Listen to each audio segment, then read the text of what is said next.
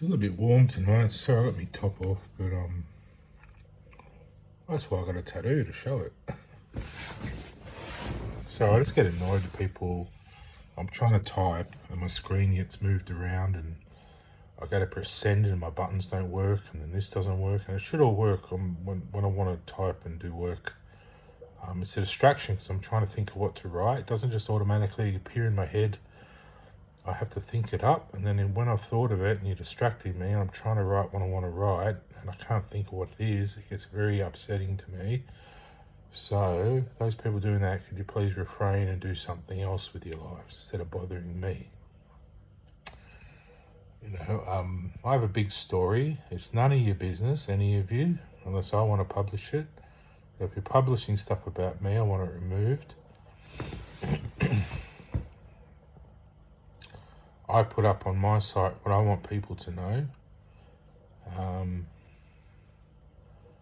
I have a history with my family.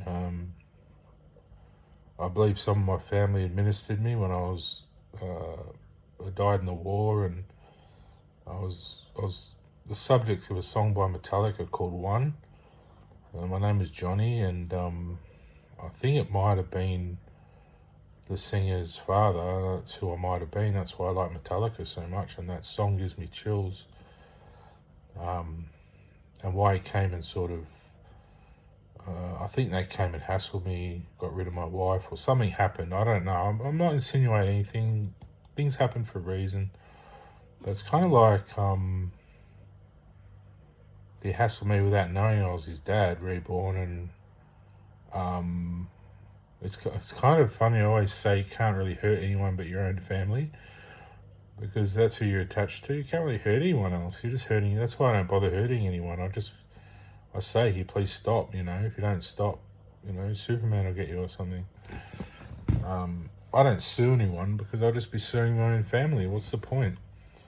So I just like to teach good behaviour and teach people right and wrong and to do the right thing and to live in a good world. Otherwise you're just hurting your own family, and ultimately that's you. You're going to be reborn and brought into the family, and then I might have married my wife, and that guy from that band might have died and become my son or something again. I think they did something at the concert. They weren't on stage. They're up on the... I could see him in the distance up on the top, sitting watching down. I think they like to watch their own shows or something. What's his name? David Gilmour said he wants to sit in the audience and watch his own show, other people playing his music or something, and get to enjoy it as a spectator. I think they took that on as well, and other bands they get clones or some machine or some... I think it's a plutonium device which creates a person or something out of plutonium from... When you have a big spirit, like a god spirit or something, which we're probably all attached to at some point, whereas I've moved on to a Superman, they're sort of becoming gods. They can probably manifest themselves, and there may be something happened, they manifested and they got a plutonium device to put themselves on. So it's kind of them, but an extension. It's like a branch of them coming off and playing the music. That's what it seemed like. And I was sitting up there watching when I was at the concert in Adelaide. So yeah, I just want to say bravo. It was a funny concert. You shouldn't really put so much pressure on our hearts. So make it a bit more nicer, the sound, so it feels good. I always get hurt the most at these sort of... I got really hurt at the Roger Waters concert with The Wall.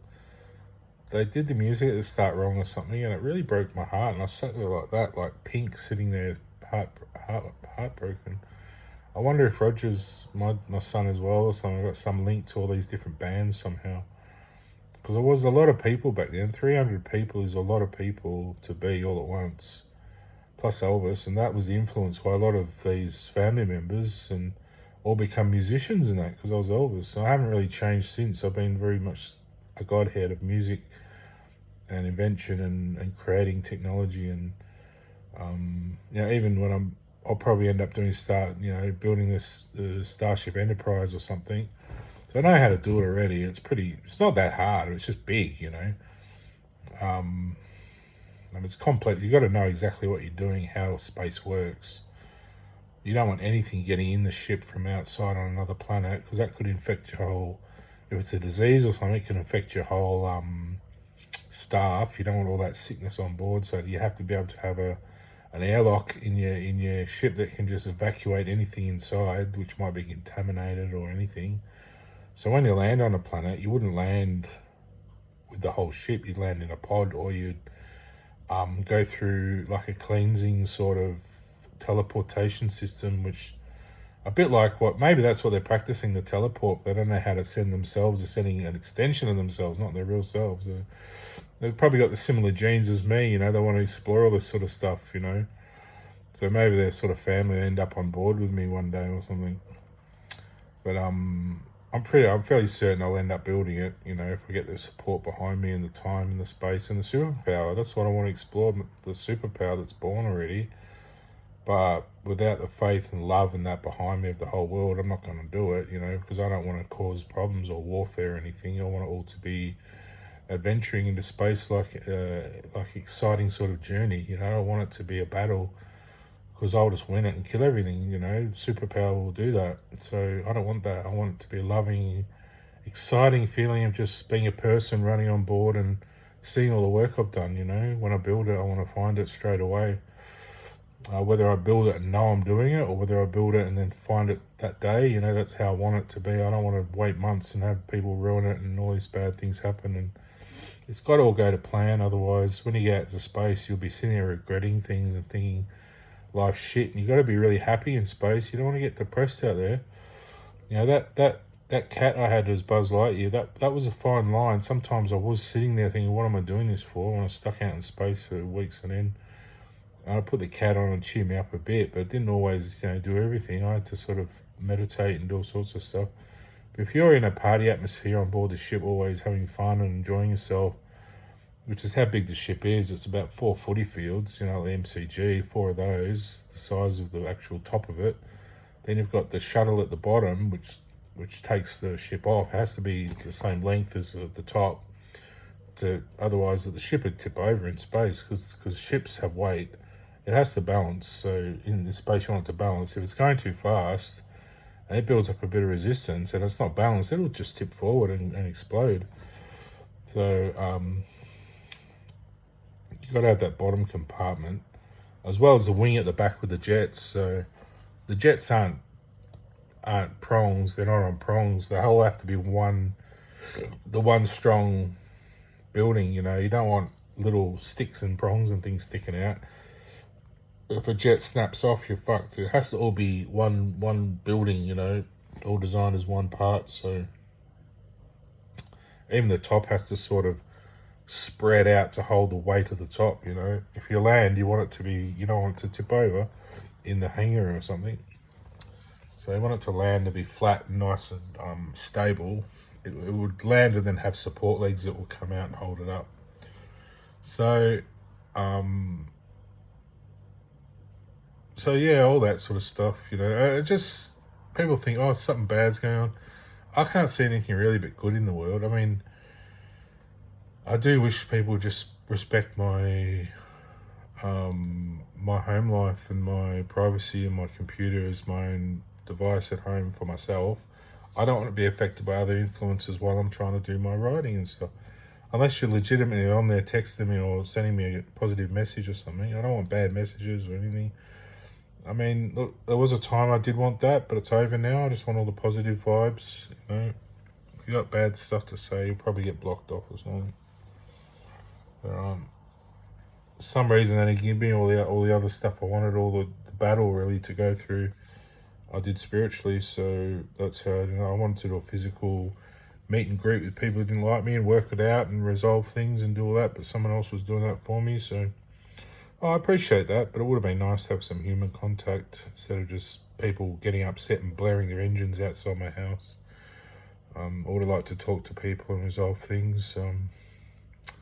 Even if it meant getting into fights, it would have given me more of a real experience than just sitting at home wondering all the time what's going on.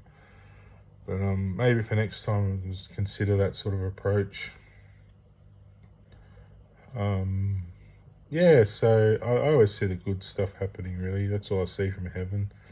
I'm surrounded by a lot of bad influences. I have to just keep them away. So, um, even this vape really is a bad influence in a way, but I'm just enjoying it. I have a cigar every now and then, so this is my little cigar for a while. I'll try it out. If I like it, I might take it up. There's not that much harm in it. Really, a bit of not cyanide, bit of strychnine. It's not that bad for someone like me. My body's very healthy, so I can deal with it very quick. It only took I would say about 5 hours to get it out of my system again. So that's not too bad. A regular person will take him a year or so, who's not that healthy, who's sort of working and slaving away and feeling sick and sad and tired. And me, I find work very easy. I can go work very simply, so it's not something I need to prove that much to myself. It's just money, really, is the worry. If the government would just support us with our basic needs, which they should, so we're not left destitute, because I am destitute at the moment. This is destitution, sitting around with all my things, wondering where I should really be. I don't belong in this unit. It's not the right place. I need a home for my dog. I want a partner for him. I couldn't get the one I want, and that's very disappointing for me and Trigger, because he really wanted her. He's the one that wanted her. He asked me to get her, and I called, and they wouldn't let me have her because I'm in this unit. So it's holding him back, holding me back. There's no reason for it. We can support each other, and I want to be a good influence and show people what I can do and build an enterprise and fly around in space and show everyone. And it'll probably be more imagery, videos I'd show from space, because I can't really bring the Enterprise down the atmosphere unless I have a hangar to delouse it all and take all the bugs and everything off of it, because it would have to have a complete total rinse, which is just, it's not water, it's just it goes in the hangar and has a certain process happen to it to absolutely clean it of any sort of anything off of it, and it gets tested, and if there's any problems, faults, anything, it's totally shown up and remedied straight away with some robots or whatever. Or with my superpower, I could rush in and fix it up. No humans really can build it. They can try, but they'll make mistakes. There's no way you could build a whole enterprise, have it perfectly on the dime, on the millimeter, on the atom, all perfectly correct. And really, it's only for traveling the Death Star in this system. You wouldn't take an enterprise out in deep space with your whole family on board. It's so treacherous out there. It's like going in the ocean in a little dinghy. You wouldn't go out the middle of the ocean in a tiny little dinghy or a rowboat. You'd want a fairly big ship, or at least one of those yachts, or something well equipped like that. Was it a girl or a boy? I can't remember. Her name was I think she had a kind of a boy's name, but it was a girl. I think Casey or JC or something. Oh, I can't think of it. Kieran or. But yeah, she was quite well equipped with her little schooner thing she had. She had like a little yacht skipper thing. Had all the electronics on board in case she got in trouble.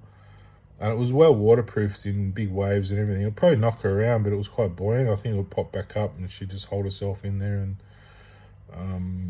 or she'd avoid those sort of storms, I guess. I don't know, but yeah, so that's what it's like out in deep space. You want a fairly good sized ship,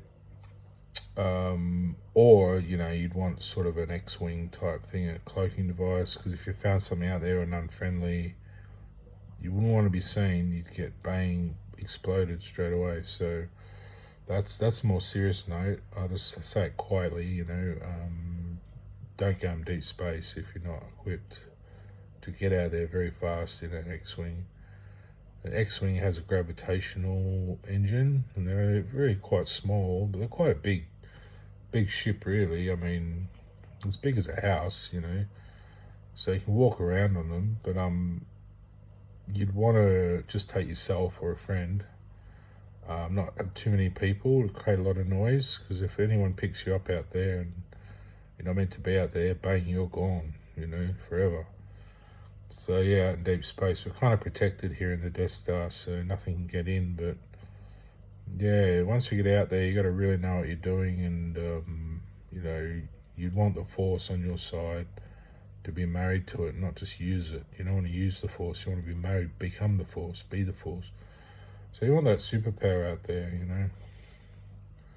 Really discovering that dark side, whereas the creation side of it is the dark, mysterious, black magic creation side. Because creation comes from darkness into the light. That's what's created from. It's not really created from the light.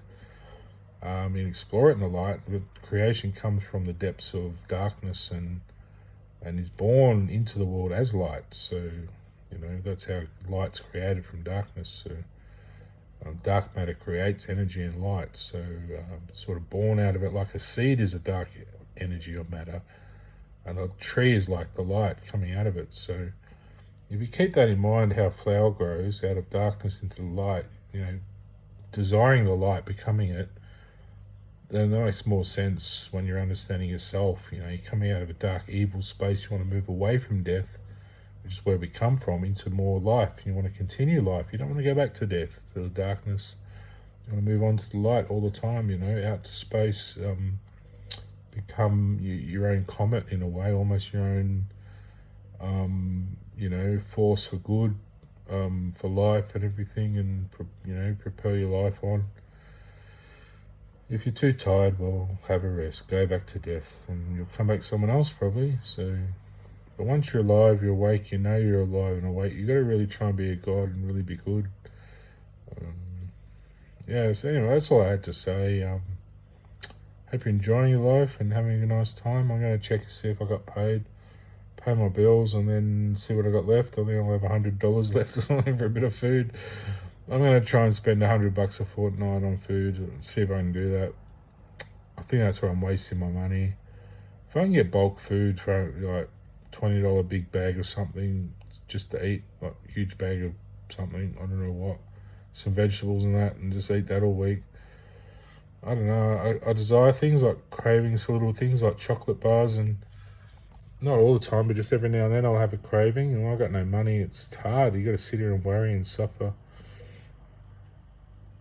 And then your feet hurt again. They're healing up though, looking fantastic. The deep cracks are gone, so I'm so happy about that. It's just more surface scratchiness, and once my feet heal up, they'll totally solidify. They'll be like the brass boots of Superman. They'll be these brassy red boots. They're sort of a bright burnt umber, almost like brass, fine brass. It just shines like almost like red. They heat up, they look red, you know, they keep his feet warm in space and everything. So yeah, they're incredible, the boots. I can feel them burning all the time. But once they're finished, you know, it's going to be fantastic, you know. And even your gills come out through your boots when you're Aquaman, do all this stuff. Sort of a form of evolution. So there's nothing to be fearful of. It's just, I want to feel comfortable everywhere I go. I don't want to feel at the mercy of the elements. That's all it is. I want to feel free. I can just go and do what I want. It's not about violence. It's not about fighting.